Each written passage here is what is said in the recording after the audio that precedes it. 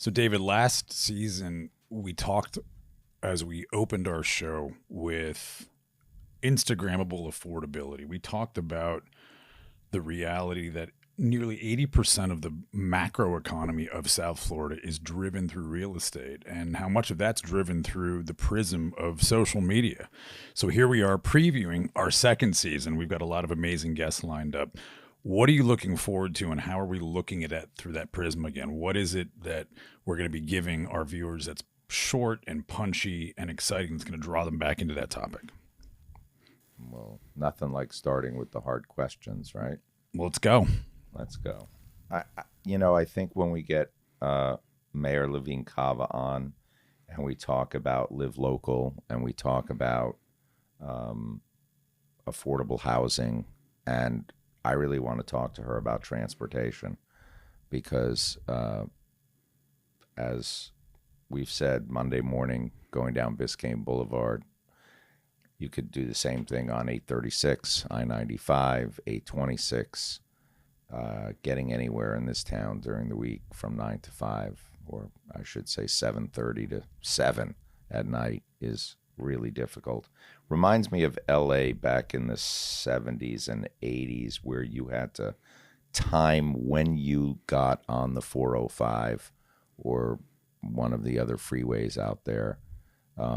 Because if you went at a certain time, it was a parking lot. And that's kind of what we've become, Right. a big parking lot. Right. So I want to ask her about those things and what she envisions. The problem with transportation is it takes so long for the infrastructure to be put up that a lot of times the planners don't realize that by the time it's built, it's not big enough for what they need. And obviously, without mass transit, we're really just building bigger roads for people to stay in their cars, and that's really not going to work around here. So, we did talk a lot about public transportation in our first season, and it got woven in out of several episodes. One of, I think, a really exciting and poignant moment in one of our first episodes, we talked to Jeff Burkow, and Jeff Burkow talked a lot about the public transportation opportunity that already exists, mass transit, and these mass transit designated areas throughout the county. That was amazing because I really didn't realize, I didn't know about them targeting around stations to change zoning to make it more palatable or more financially incentivized for developers to, in essence, create community around these stations. I wonder how many people really know that period. I mean, I don't think they do. You and I have a clue. You and I are definitely in the know people when it comes to real estate. I would Miami-Dade. say you're the in the know, not me. I mean, listen, both of us, we both deal with it on a daily basis in our day jobs, if you will. And I think both of us were surprised to hear that there was something so logistically organized already, and yet there is a battle going on that we don't know about. I think what's going to be exciting about talking to the mayor is to understand her perspective on that battle. Now, with a re-election that was effectively a mandate by the county, it's going to be very interesting to see what she in this term is going to be doing relative to that issue. We know that growth is important, both to her administration as well as to our region in general. Again, it comes down to the question, but at what cost, and how much is the county and the municipalities going to participate in a joint process that may finally get us around the corner on the public transportation issue? Because it feels like, even for me, I didn't grow up here, but I've been here for 20 years. It feels like to me this is an issue that never seems to really get any conclusive direction. Well, I can tell you from Miami Beach, it's been a push-pull, not wanting mass transit, but for other parts of the county, and I always said this, I don't understand why 836 just doesn't have a rail that runs straight down the middle. I understand the expense of it, but it's crazy. When I came to Miami as a child, US 1 was like almost an abandoned road below 100 and some odd street. Isn't that amazing to think about? They had the Serpentarium. I don't know who remembers that, but I loved it. It had a big snake, and it was fun to go down there. We would go to Parrot Jungle down there. Barnum and Bailey were still alive, so they were. They used to come across the Venetian Causeway to the city of Miami Beach for the convention center, and all of the elephants would like go tail to trunk. It was kind of cool. We used to come out and watch it. However, let me get back to where we were. I think what's going to be interesting is city versus county. I think that battle, so long as it remains a battle, it's going to be very difficult to get anywhere. We have legal challenges to it. I think the ability to upzone in those areas is exciting because you can create both affordable housing and regular housing as well as commercial space. They've done that down off Bird Road. It's been done successfully already. The question is, where is it going to be done? I think part of it is also the development line. They have moved the development line so many times. You're talking about the urban development boundary to the west of the city. Yes. And it used to be like, I don't know, 137th or 47th. Now we have 157th, 167th. Well, now you're at Chrome Avenue on the far west side. I mean, that's the equivalent of 300th. I mean, it's way out west. And it's, out in the Everglades. Quite frankly, it's out in the Everglades. So I think they're going to have to incentivize more gentrification in inner city. And I think they're also going to have to create these zones where they can build up, near where they're going to put a rail system of some type. I don't see underground. I mean, it costs $2 billion to go up. And we don't have the geotechnical capacity to have a real underground. I mean, our water tables are too high. Flooding is an issue. I mean, that to me seems like, light rail, elevated rail seems like the way we're going to have to go. I know, but leaving, I'll still call it the American Airlines Arena since FTX. Kaseya Center? Yeah, well, FTX was a winner. All due respect to Tom Brady. Yeah. Your buddy. Yeah. That's a good lawsuit, right? In any event, when you leave there, some people have to go under the tunnel. I always enjoy going the tunnel. It reminds me of, It's like being up north. Yeah, it reminds me of the Holland Tunnel, the Lincoln Tunnel. Yeah, and the bridge and tunnel crew are for me the big dig, right? Yeah. Right. So, well, let's touch on a couple of those points because I think we want to highlight those in our season preview. We know the global specter of public transportation, the public transportation or mass transit corridors that we talked with Jeff Burkow about. I think this idea of setting the stage of county versus the cities is an interesting one, and I think talking with representatives on both sides, as well as hearing from some of our state representatives who we know we're going to speak with. We know that we're going to be with Vicky Lopez in short order. Because to me, one of the most fascinating pieces about the way we're discussing real estate and lifestyle here in South Florida on Sun, Sand, and Sold is how all of these issues ultimately interconnect. We know that public transportation and sustainable development and housing go hand in hand. We also know that those issues have a significant impact on pricing. And I have to suspect, based both on what Jeff Burkow says as well as what you and I both know about the development process, that part of the resistance must be the cash. It's got to be about the value of real estate, because when you have real estate in South Florida in these very central areas, it's easy to imagine why landowners would be making an argument against that kind of gentrification, that kind of zoning, because you do inherently restrict the ability to develop in certain ways or monetize in certain ways. And when you have, a market like South Florida right now, it's printing money when you own land. And so what is incentivizing those landowners to support this lobby towards mass transit, towards zoning, whether it's opportunity, workforce housing, whatever's inside these mass transit corridors? Where is the incentive there? I mean, altruistically, sure. And that's really more left in the hands of our politicians and for folks who are focused on that aspect. But if you are a landowner, if I have 5 acres in a central area that happens to fall within a prospective mass transit corridor, what's my incentive for participating in that process and potentially just taking money out of my pocket? Well, I think one of the things is not going to be incentives. It's going to be disincentives. There are jurisdictions in this country where if you build, you have to pay for the impact whether it's on the water table, whether it's on electricity, whether it's on sewage, whether it's on affordable housing that you have to pay for others that are being displaced.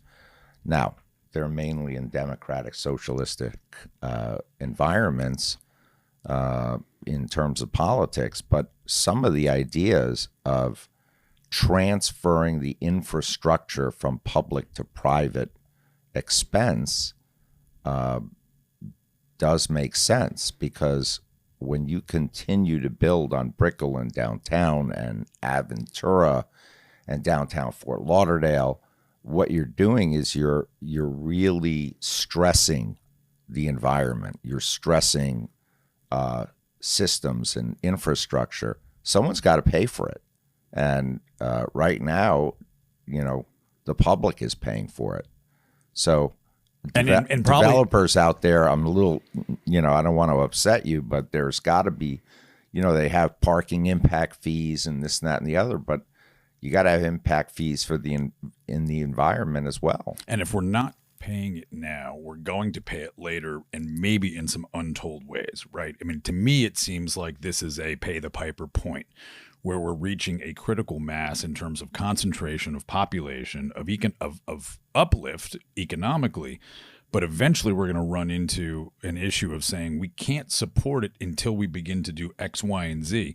Last season, you and I also talked a lot about how employees, the public workforce, if you will, to support all of this development, be it hotels they live an hour away. Or condos, are moving further and further away. And eventually we get to a point where there is a negative impact on the development here because we collectively cannot afford to employ the infrastructure to keep it operating. If you're going to have top hotels and you're going to have significant high-end luxury condos and luxury homes on the water, you have to have workers.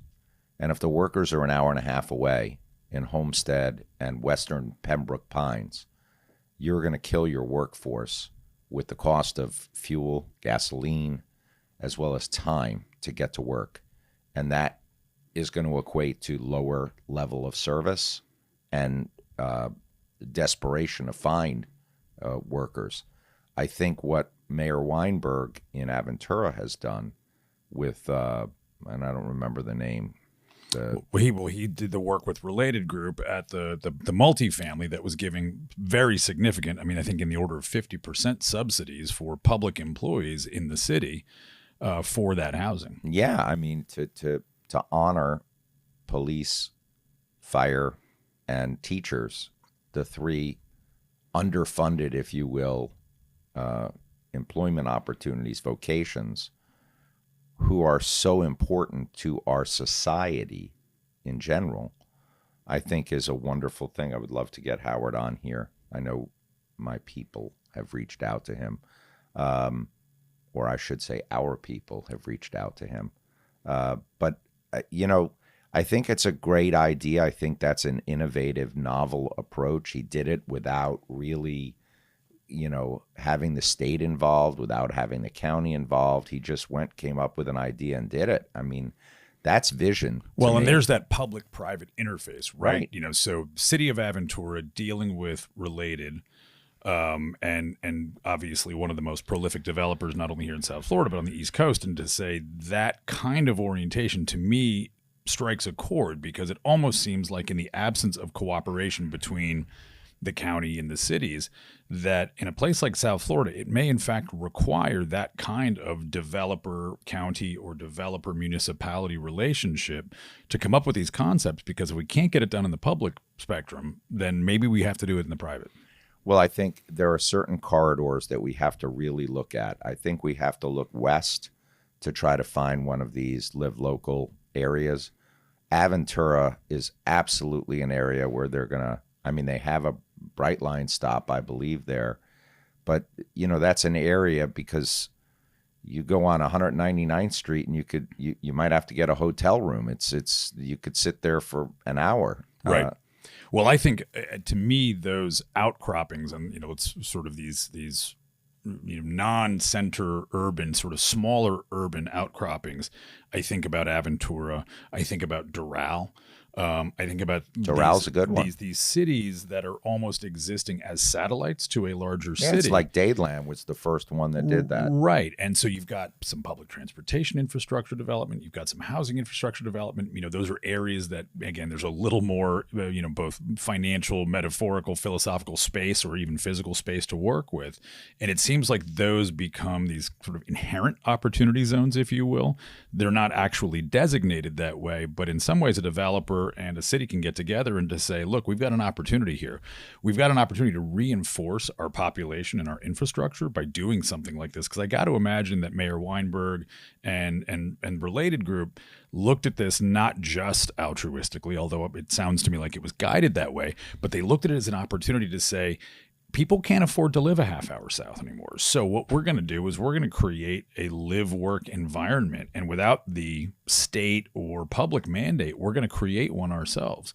And that would seem like an episode in and of itself to say, let's sit with those upstart communities, if you will, that are becoming their own little micro-urban centers where you don't have to go into downtown Miami. Now, what's interesting about that is to say, what starts to happen to Miami? What starts to happen to Miami Beach when I can go and live and work and play and shop in Aventura, in Doral, in Dadeland, and I don't ever have to go to the urban core? What does that start to mean for the big city? That's a great question.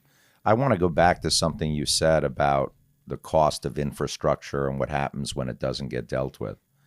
That reminds me of another topic we talk about, which is condominiums and reserves and how much more it's costing to move into condominiums and condo terminations and all of the things we talked about. And I always use the phrase, kick the can down the road. And we kicked the can down the road for 30 years. And now you have condos that are having to spend all of this money to get up to speed in terms of safety and degradation of the concrete and steel. That's kind of what's happening in public transportation. We didn't do anything after Metro Rail for 30 years other than the loop downtown and Brickell. For an environment where we have double the amount of people to have done nothing for 30 years, now we have a staggering cost in order to create public transportation. Well, let's take a look also, and something we'll certainly talk to the mayor about as well on a county level, is the airport. Now, we obviously know this multi-billion-dollar plan has been unveiled, and while it's wonderful to hear about it and see it, and certainly, to no attribution to the current county mayor, why did it take another 30 years? I mean, we certainly saw these growth factors many years ago. And I know that public funding and planning of this type is slow, but it seems to me, David, like we are way behind the eight ball when it comes to things like reinforcing public infrastructure, including the airport, which is county property, to then, now be trying to make up for it. And it seems like that price tag, and I've heard stuff running into the dozens of billions of dollars for that airport renovation. Is it too late? I mean, have we missed the curve and now we're going to be chasing it? I think about places like LaGuardia Airport in New York, where for the better part of the last 20 years until just a few years ago when that airport project was finished, for those of you who've flown in and out of LaGuardia recently, it's lovely. But we know that we suffered for 2 decades going in and out of LGA. And this was in, one of the biggest cities in the world, and certainly one of the most spotlighted cities in the world, that this was, a very significant domestic airport. And is Miami kind of falling victim to the same thing? I mean, is this going to be New York from the 80s, where we started to see the exodus from the city? And then we have to have politicians with vision and drive. And then we know that in New York City's case, there was never a real meeting of the minds, and there's still a lot of people. I mean, some who think what Giuliani did in the 90s and into the 2000s was great. Obviously, his legacy has gotten associated now a little bit more with former President Trump than it has with the work that he did in New York, and certainly the spotlight he was in following 9/11. Is Miami following a similar path? Are we going to be in a position now where we had the opportunity, but now we're going to start to see people leave before they come back, and what's going to bring them back? Well, it's very interesting because when it comes to aviation and the shipping industry and the cruise industry, those are two major sectors of our economy in Dade County, and the mayor can talk about how much impact they have as the gateway to Latin America and the largest cruise port in the world. Now, if you go along 395, you see the beautiful new infrastructure. Terminals, they're great. Yeah. The terminals are architectural feats. They look gorgeous. They did it at the seaport. They didn't do it at the airport. But I'll go one better. There was talk about turning Homestead Aviation Center into a commercial airport 30 years ago, and environmentalists complained. I'm not saying that it wasn't rightly so, but about birds and the impact on the birds in Biscayne National Park as well as the Everglades. And I understand that. However, you had two other alternatives, which was Opelika and Tamiami. Right. And there was no traction at the time to create big commercial airports at either one of those locations. Could Opelika be another Hollywood Fort Lauderdale?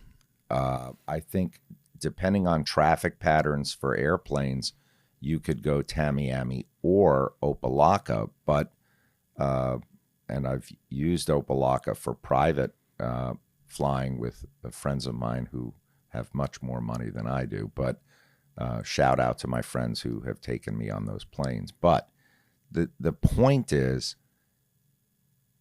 you can't have just one airport in a city that has 3 million people. Well, the MSA now, close to 7. So, I mean, it's like basically saying, if MIA is our JFK, what's our LaGuardia? And I don't think Fort Lauderdale is the answer. Number one, because of the distance, the proximity from that, because they've got their own sort of urban core they're dealing with, if you will. And the other is for those who have flown to Fort Lauderdale over the last few years, and I don't fly there that often, but it feels overcrowded too. It just feels you have like to go to I-95 to get there, which Right. is the biggest problem. Again, if we're trying to take people off the road and make shorter travel, then to me, it's Tamiami, because you got all those people out west and down in Homestead. What about people coming from the Keys? Right.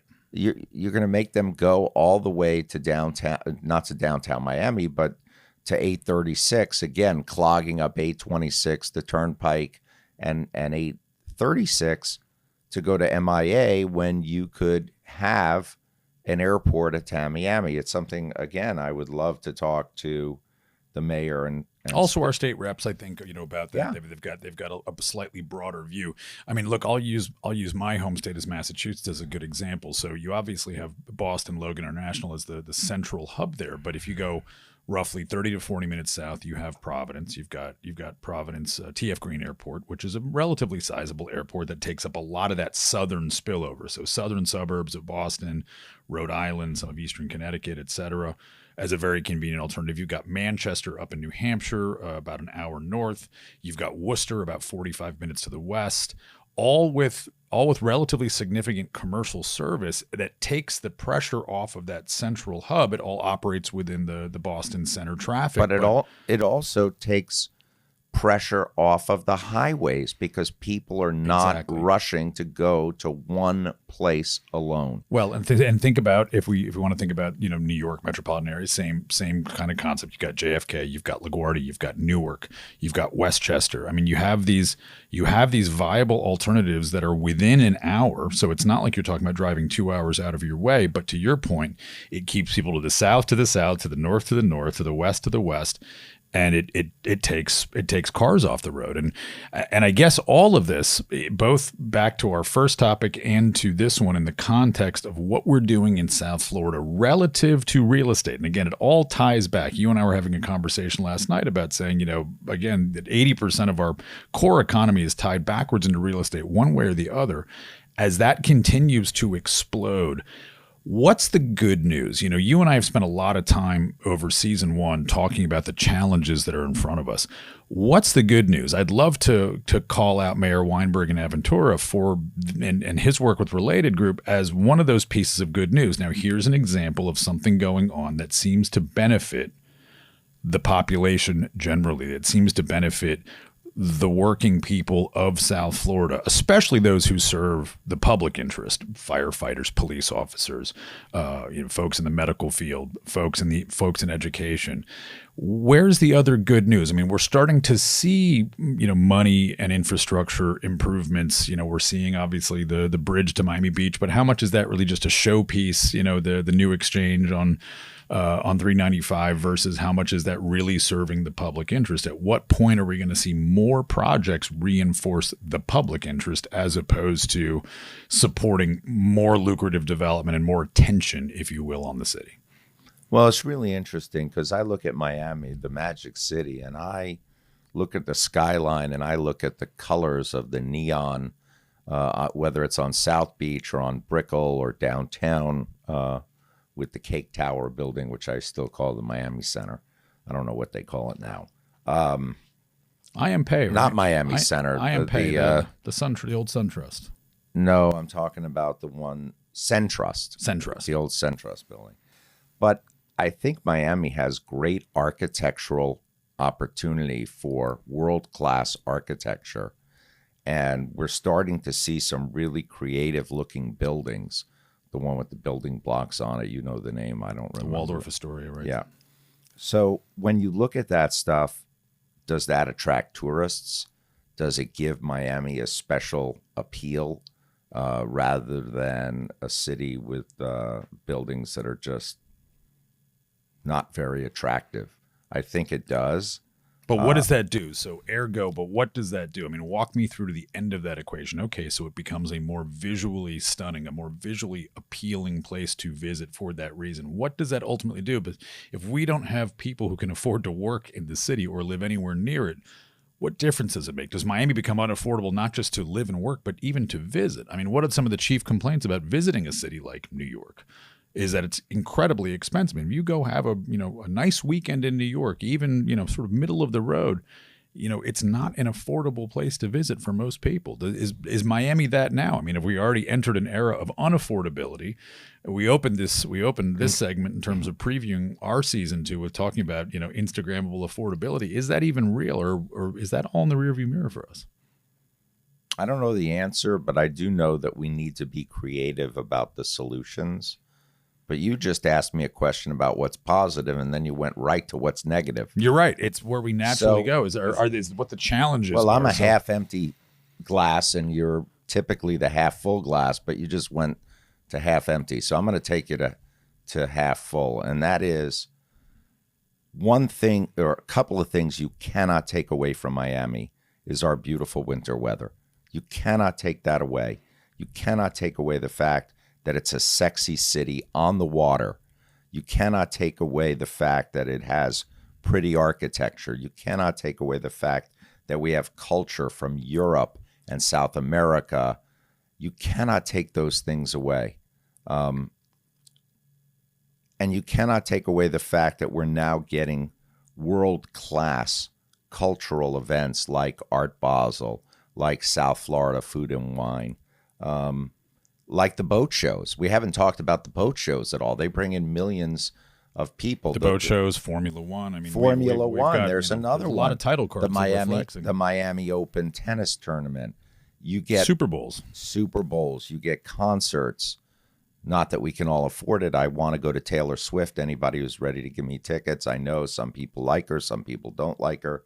I don't necessarily love her politics, but at the same time, she does bring people into the stadiums. There are acts that come to, whether it's American Airlines Arena, what is it called? Kaseya. That's really hard for me. Sorry, folks. Kaseya Center. Can we just go back to Miami, Miami Arena? Wouldn't it be nice if we just did the throwback and say, you know what, let's just call it what it used to be called way back? No, Miami Arena was down the old street. Right, yeah. Well, I still call it Joe Robbie Stadium. I will always call it Joe Robbie Stadium because Joe Robbie built it with his own money, something they don't do in the NFL today. But back then it cost $300,000 to build that stadium. $300 million. Now it would be $5 billion. $5 billion.